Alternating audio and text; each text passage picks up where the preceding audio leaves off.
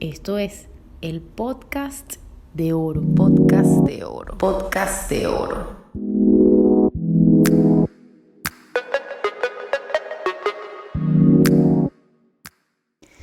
Empezó el episodio 2 de podcast de oro después de más de 2 meses de estar detenido. Pero bueno, yo espero que de aquí nada me detenga. Recién mudada, ya sin pendientes de la mudanza, con todo muy movido, con nueva energía, con nuevo ímpetu, inicia este episodio 2 que lleva por nombre Angelman. Mi nombre es Oroyelix, @Oroyelix_ en Instagram, y debo confesarles que me costó mucho arrancar. Casi que estuve a punto de renunciar, pero no, porque esto es un compromiso conmigo, así que no me puedo fallar.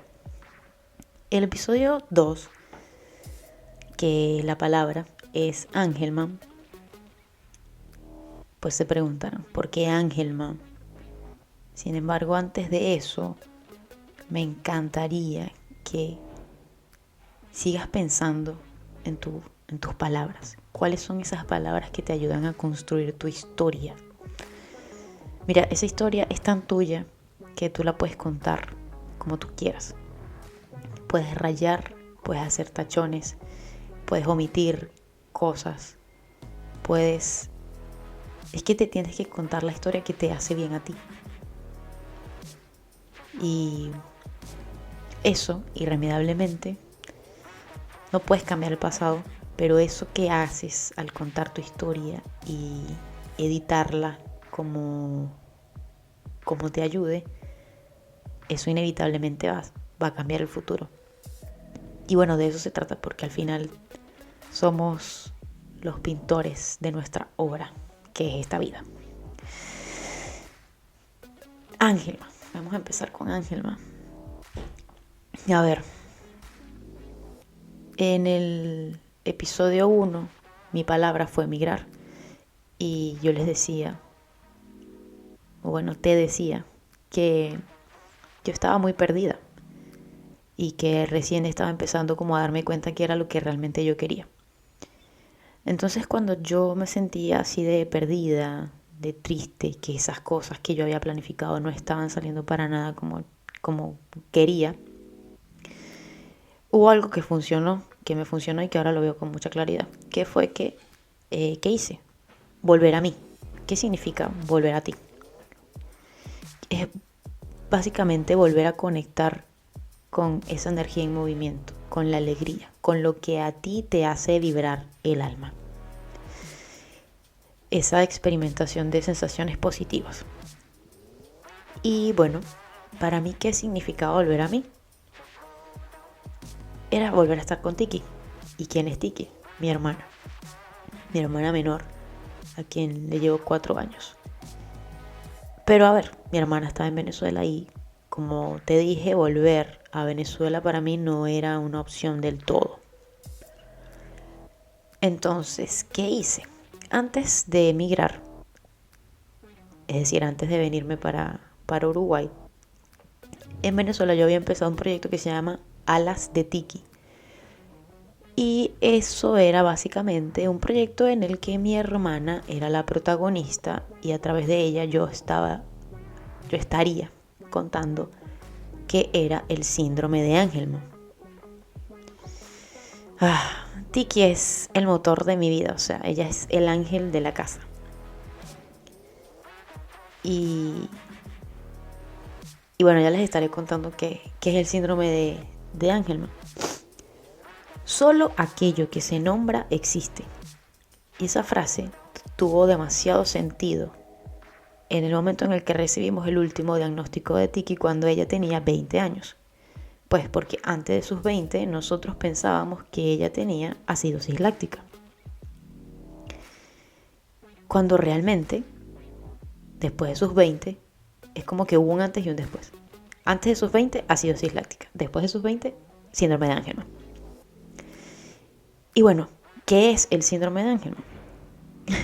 es una afección genética que se caracteriza por un exceso de amor por mamá, por papá, por la hermana, que se manifiesta en forma de besos, abrazos, apapachos y una sonrisa todo el día, pero al mismo tiempo un mal humor cuando le mandan a hacer cosas y mucha pereza por enfrentar el día, porque si se puede quedar todo el día en la cama, pues mejor. Y a su vez, una facilidad para comprender los placeres más pequeños de la vida, para comprenderlos y disfrutarlos además, como comer, bañarte, estar con los seres que amas. Básicamente lo que hice fue describirte a Tiki. En verdad, el síndrome de Angelman, que es esa enfermedad que ella padece, es una afección genética, es decir, algo sucede en el cromosoma Q15 o algo así, pues que genera un desarrollo y un retraso, mejor dicho, un retraso mental severo que afecta distintas áreas del cerebro: el lenguaje, la parte motriz, el equilibrio. Presentan convulsiones desde muy pequeños. Con mi hermana sucedió cuando tenía 6 años, tuvo sus primeras convulsiones. Luego entre los 9 y los 10 años tuvo una crisis convulsiva.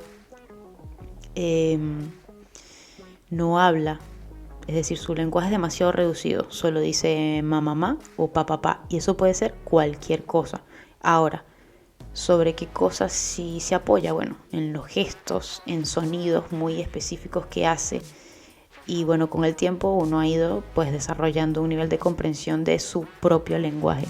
Es así como podemos saber cuando le duele el vientre, cuando tiene sed, cuando algo le duele, porque ella ha creado sus propios códigos de lenguaje. Su capacidad comprensiva es muchísimo más elevada que su nivel de lenguaje, como ya les dije. Y bueno, hay muchísimas cosas que Tiki no puede hacer o que necesita ayuda, y en general en este momento, en este punto de la vida, es un adulto dependiente, es un adulto con necesidades especiales por este síndrome de Angelman que fue con lo que nació. Entonces, porque Angelman forma parte de mi nudo de palabras en la construcción de mi historia y en todo este cuento que migré y que me sentía mal y que no sabía cómo volver a estar bien, o cómo fue que hice para conectar conmigo. Las preguntas claves que me hice, o que ahora lo veo con claridad, es: ¿qué puedo hacer desde donde estoy? ¿Qué tengo para hacer? Y cómo lo hago posible con lo que tengo. Entonces, en esa búsqueda, dije: si tengo un proyecto que se llama Alas de Tiki, que en verdad lo que quiere darles protagonismo y que se hable de esa enfermedad rara que pocos conocen, que es el síndrome de Angelman, ¿será que en Uruguay hay casos de síndrome de Angelman? Y empecé a buscar esos casos y encontré varios.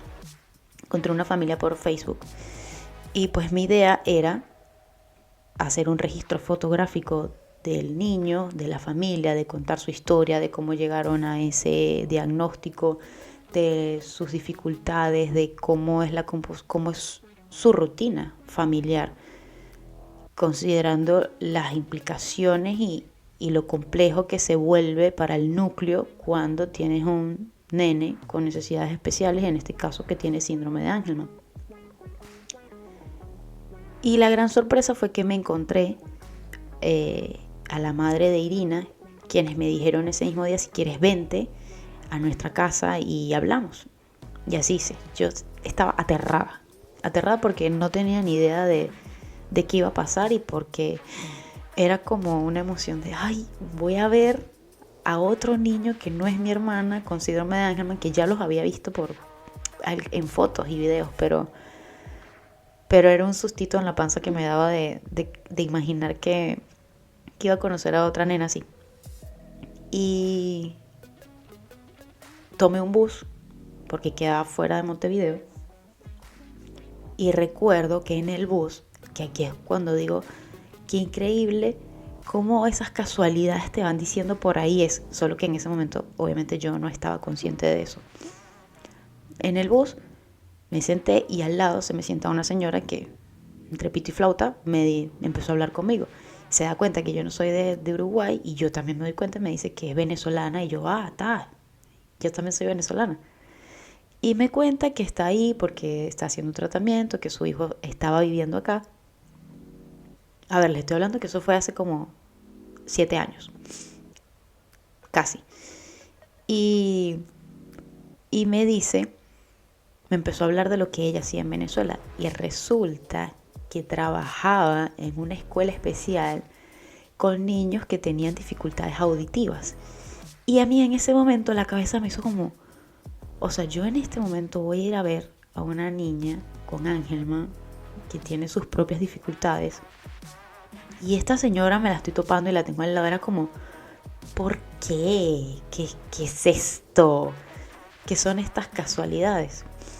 Y lo tomé como una linda coincidencia del camino. Me gustó haber conversado con la señora. Pero bueno, ella siguió su camino y yo me bajé y tal. Ver a Irina por primera vez fue como una impresión. Era como sentir que que yo era una Aura del futuro que había viajado al pasado. Y como que me desdoblé. Porque Irina también tenía una hermana. Y su hermana es mayor. Que era como decir que era yo.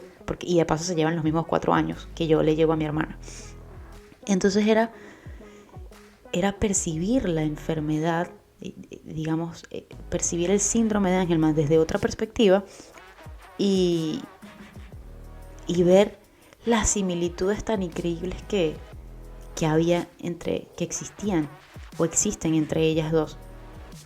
Y además ver lo avanzado, la cantidad de cosas que Irina a su edad podía hacer y que yo sabía que mi hermana en su momento no. Y en parte eso se debe a que ese diagnóstico fue temprano. O sea, Irina tenía, en su momento cuando yo la conocí, 6 años y ya sabían que tenía síndrome de Angelman. Le estoy hablando de que Tiki tenía 20 y nos estábamos recién enterando de qué era eso. Así que fue muy revelador. Fue un choque, pero a nivel positivo. Además, ¿qué decirte después de que yo conozco a Irina y a su familia? Se supone que yo llegué ahí en plan de querer hacer un primer contacto y luego pues ponerle fecha para fotos, para contar la historia, que era como darle vida al proyecto, que si bien no me iba a dar plata, porque en verdad al final eso era la premura que yo tenía. Pero en verdad lo que más quería era conectar con algo que me hiciera bien, aunque eso no me diera dinero. Pero la mayor sorpresa de este encuentro fue que salí de esa casa consiguiendo un trabajo. O sea, yo fui para una cosa y salí con trabajo. ¿Qué trabajo salí? ¿O cuál fue el trabajo que me dieron? En ese momento me hablaron del Sistema Nacional de Cuidados, que está compuesto pues por familias que inscriben a adultos o niños dependientes y una serie de personas que pueden ir a inscribirse como cuidadores. En su momento yo fui y me inscribí como cuidadora para ser la cuidadora de Irina durante 4 horas al día, de lunes a viernes.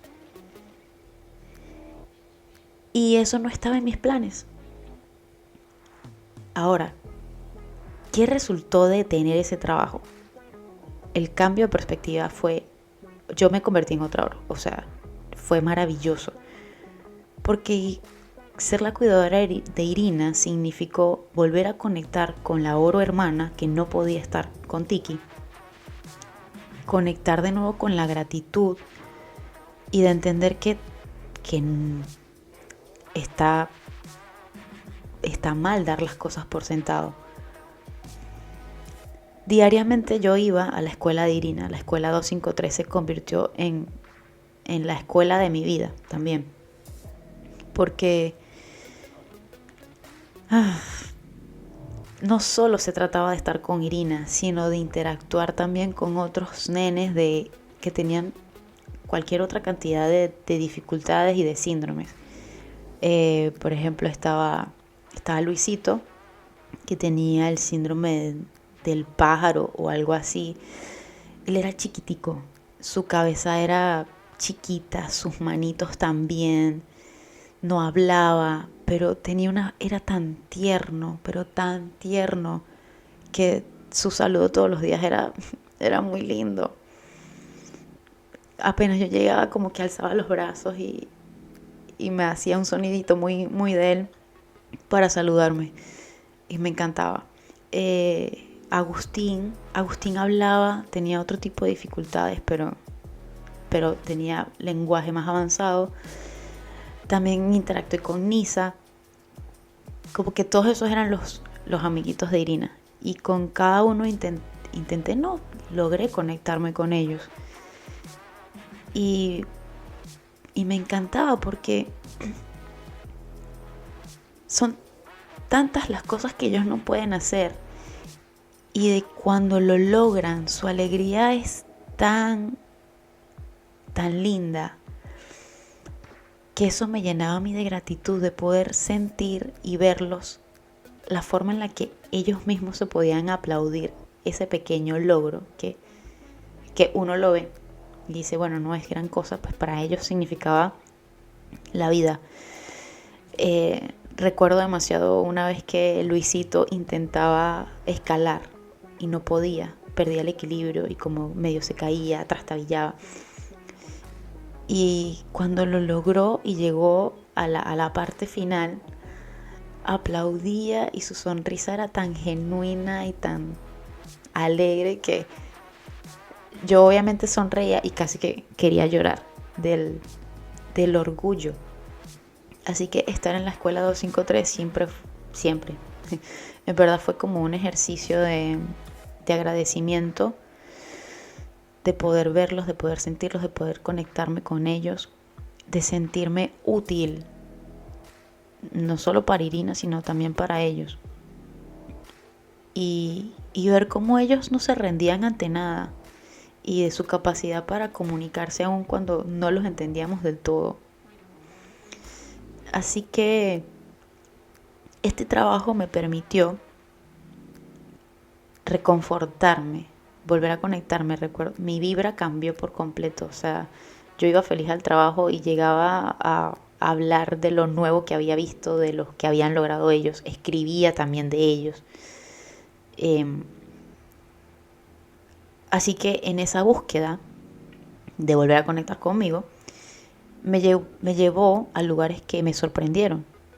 Me dio un trabajo que no lo esperaba, y además ese trabajo, como no era una carga horaria tan pesada, me permitió que yo pudiese conjugar el cuidado de Irina con los pequeños.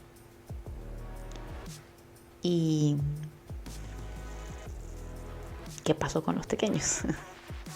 Ese va a ser el episodio siguiente, para hablarle de esa tercera palabra de mi nube de palabras, que lleva en mayúscula la palabra pequeños. Así que